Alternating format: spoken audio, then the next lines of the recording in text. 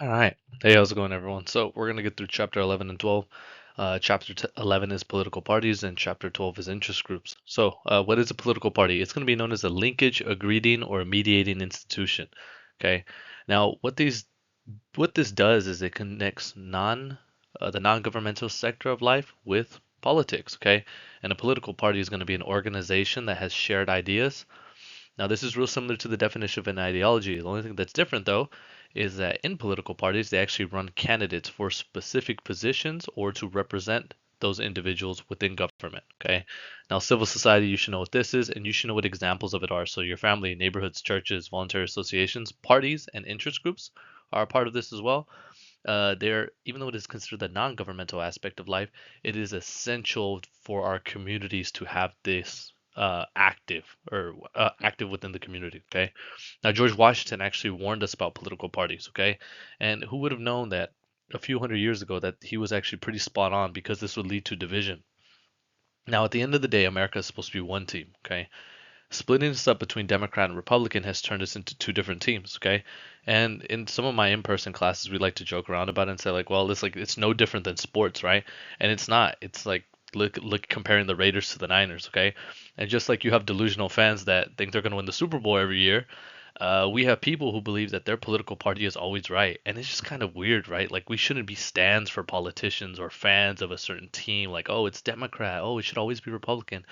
It shouldn't. It's weird that we focus more on the team aspect of like winning and losing rather than oh it should be America first and we're trying to do what's best for the community, what's the best for the public. Okay, I think George Washington was pretty spot on, and we have lost track of that. Okay, now party systems. Okay, the one party system is going to be you need to know all these, by the way. Something like North Korea, okay? The party is going to be closely aligned with the government, and usually no other outside minority party is going to exist. In a dominant party system, if I were going to give you an example, I would think of California and Texas. In California, the dominant party is what? The Democrat Party, right? And in Texas, the dominant party is what? The Republican Party, okay? Even though the other parties are legally there, they just don't really have too much, I guess you would say, like say or power within the state. Now, the two-party system's what we have here in America, obviously, and we have issues with it because, once again, people are choosing between these two teams, Democrat and Republican. And is it the most fair? No, because it kind of shies away or maybe pushes away voters that might vote independently or for some of those smaller parties that are mentioned in your text as well in this chapter. The last thing is going to be a multi-party system. So there's actually quite a bit of countries that actually operate off this. Finland, the UK, Germany, okay? And in these systems, there's usually two major parties, kind of like Democrat versus Republican. The only thing is that they have to actually work in coalitions, so they have to work with these minor parties and come to some type of agreement in order to pass things like legislation or actually get support so a political member can actually win office. And that concludes chapter 11. Okay, really short. There's a next couple of chapters are going to be really short as well. Chapter 12 is pretty short, and then chapter 13 is actually going to be really short as well. So, chapter 12 interest groups. Okay, same thing. That definition right there is real similar to the ideology and the political party. The only thing is though, is interest groups could care less about political identify or party identification. Okay, what interest groups are most concerned with is whatever interest that they're trying to push on you, okay? And we'll go over some examples of this, okay? Now, what do interest groups put their resources in, okay? Almost every single sector of politics, okay? So if you ever wonder why politicians have like a huge sum of money or like, why certain corporations or, interest groups or think tanks or universities or businesses, they maybe get like legislation in favor for them, it's because they're sending a huge influx of money to actually help these candidates run for office. Okay, um, and they could care less about party identification, as you can see. Okay, they'll give money to both sides. They're only concerned with giving money as long as they're going to get favors back in return. Okay, some famous interest groups your textbook likes to talk about: AARP, the NRA, which we'll discuss a little bit in this chapter, Girl Scouts, Sierra Club, PETA, AFT, ASPCA, the Lions Club. These are all examples of interest groups. Okay, once again, here are some more, I would say, like big corporations on the money that they've given. I know these statistics are like from 10 years ago. There's a lot more interest groups out there. There's much more than just businesses. What's interesting too is a lot of these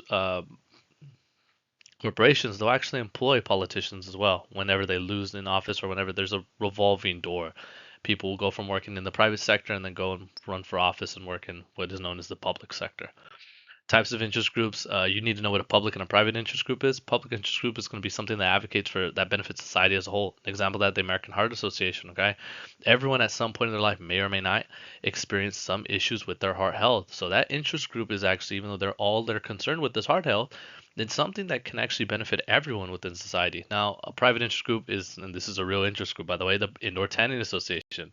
Now, does everyone indoor tan? No, typically something that fairer skinned people do and people from a higher tax bracket.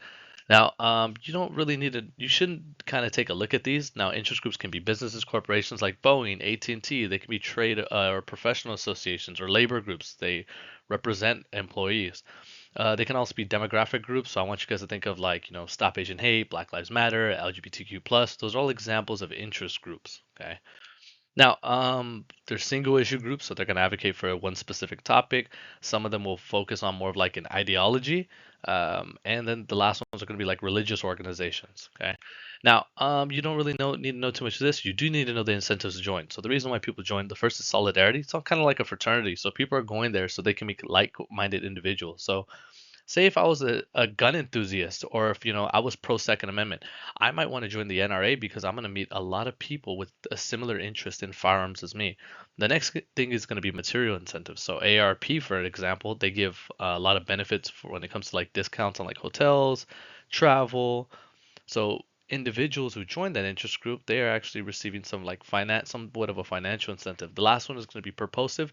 People feel that they're getting some, they're making a difference within society by joining this group. We don't need to know that.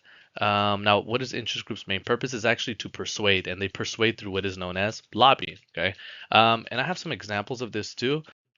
If you go through the modules, I actually have some examples of this. I want to say I have the website link to Thorn, and I also have the website link to the NRA. Now, if you go on these websites, they're all pretty similar. They'll have like a mission statement. They'll have like specific statistics that talk about the issue that they're concerned with, what they've done in politics, like if they testified in front of Congress, have they been in touch with politicians, things of that nature. So here's the Iron Triangle. This is the next big thing that you need to actually know from this chapter. Now, the iron triangle is actually essential because it's a concept in which that all the interest groups, politicians, and all branches of government, they're actually working together to either keep their power. Okay, and one of the things that's worth noting is called this revolving door in politics. Okay, politicians they're going to get a bunch of money for their campaign because remember most politicians can't fund their own um, campaign, so they get a lot of money from corporations or from interest groups. Okay, once they're in office, if they win their election, they're going to write some legislation in favor of them or do favors for them. Okay. After that, whenever they decide they want to leave office, then they're going to go and take a big lobbying job and make a huge amount of money. So this is actually how politicians kind of get rich. A modern example of this, okay, of like interest groups that you could see like in today's world. I'm sure you guys have maybe come across like Donald Trump is destroying part of the White House to build this ballroom. Okay. Now, Donald Trump said that it's not going to be taxpayer money that's funding it. He's going to fund it, and then the rest is actually being funded by big tech companies. Now, do you think those tech companies are just doing that just because they want to give away some money and help build a White House? No, they're probably going to get some legislation in favor of them, okay? I would like to say a lot of it's going to be surrounded around things, at least legislation go moving forward is going to be surrounded around not only tech, but also AI. Now, here's the definition of the iron triangle. It's a concept, not an institution. And once again, it's that all these think tanks, interest groups, they work together with politicians in order to conserve their own power, then expand influence to other individuals, okay, or keep it within government. And lobbyists, once again, all this is, you should know what this is, or you should know for your exam, obviously. Lobbying is just, they're out there pretty much bugging politicians, trying to convince them. And this happens on all three levels of government: local, state, federal.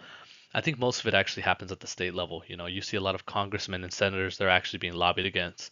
A big one that's being called out as of recent is actually APAC. Okay, now APAC actually gives money to over 97% of the legislative branch. Okay, and what that lobby is concerned with is the relationship between the government in Israel and the government here in the United States. Okay, and I could go on a whole tangent about that, but I got to keep this video short. And I also don't want to get my account flagged. So we'll keep moving forward. Free rider problem. This is something we went over earlier in the semester, actually. Okay, so this is when people benefit from an interest group, but they don't actually pay the cost of being like within the group. Okay, like so if you own a firearm and the NRA is like benefiting, or you're benefiting off what the NRA is fighting for, or if say if Thorn is one of the other ones I wanted to talk about, which is a interest group aimed at stopping child sex abuse and child sex trafficking. And that's a topic that you could say that most people in America actually are concerned with. Okay. Now, does that mean that everyone in America is putting in like the most effort, like to try to stop that issue or raising awareness or putting money into it or doing research or spending time like, saving children? No, it doesn't. But you might actually be benefiting off this. This is kind of like free lunch thing that we talked about earlier in the semester. Once again, the definitions of public and private good are right there. You should know what those are. That's all repeat from chapter one. Now, are interest groups harmful or helpful? Okay. I know I kind of feel like I bagged on them a lot in this chapter because I said like, it seems like they're influencing politics because they send them a huge amount of money. It seems like their opinions might be worth more than us. I talked about that earlier, like a couple chapters ago with Bill Gates, right? Bill Gates, Mark Zuckerberg, Jeff Bezos, Elon Musk. It's easy to criticize them because of the money aspect and because of how much influence they may or may not have in politics. But what's worth noting is some of them actually have a good cause and they're actually trying to stop or fix issues within society. Um, so I think one way that we can fix this is maybe putting some caps on to how much money they can actually raise for politicians, and actually holding politicians accountable to make sure that they're actually passing legislation that benefits the whole public and not just these private interests. Okay.